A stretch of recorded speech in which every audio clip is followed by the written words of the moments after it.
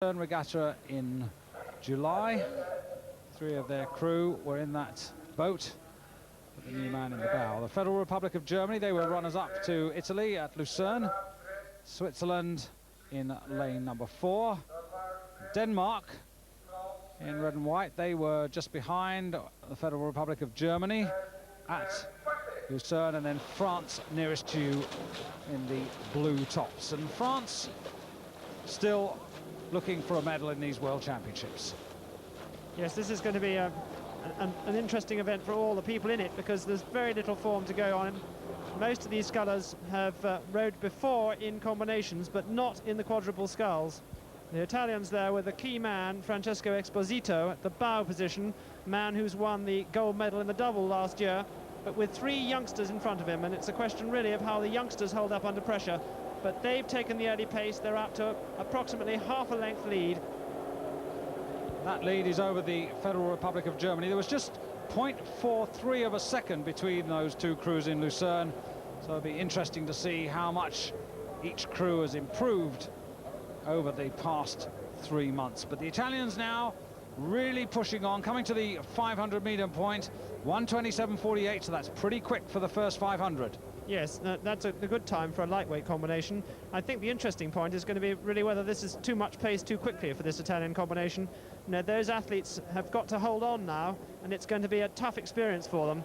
And we'll see whether they've actually gone out too fast and whether they can maintain the pressure, or whether they're going to be run over from behind. There's the crew from the Federal Republic of Germany. They're stroked by Thomas Melges. Switzerland, and nearest to us France, and France now starting to accelerate in this second 500. They started a little tentatively, but you can see there the boat right on the right-hand side of the screen, and they really have accelerated. They've not moved up to take the lead, but they've put themselves back into contention. But Italy still with a lead at 1,000 meters, just a 3/4 of a second behind them, West Germany, then Switzerland. In fact, France at this point have moved up to 4th. They went through in 1:33.98 for the second 500. But now the Federal Republic of Germany coming up to attack the Italians, and the battle is really on. Indeed, I think the Italians are starting to fade. They're looking relatively slow through the water. They're getting a bit sluggish. Much sharper blade work from the Federal Republic of Germany crew. We're looking down towards the finish as they approach the last 500 meters. Denmark nearest the camera, across to the Swiss crew, and beyond them the crew from the Federal Republic, currently the leaders.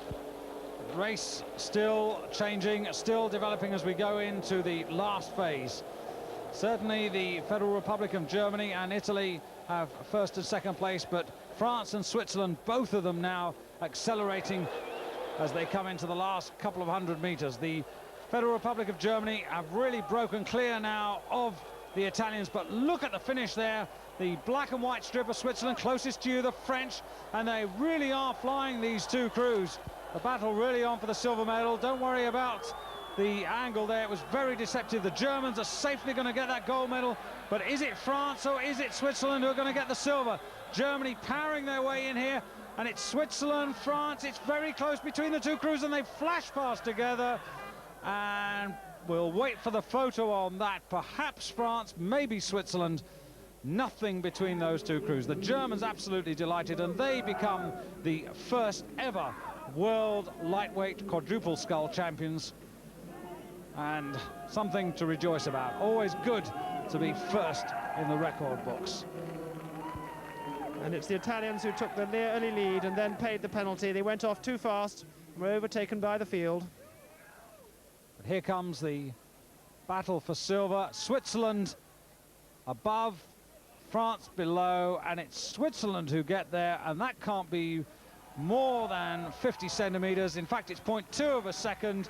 The Germans rejoice, and just out of picture, so are the Swiss. The French also delighted, because that's their first medal of these championships.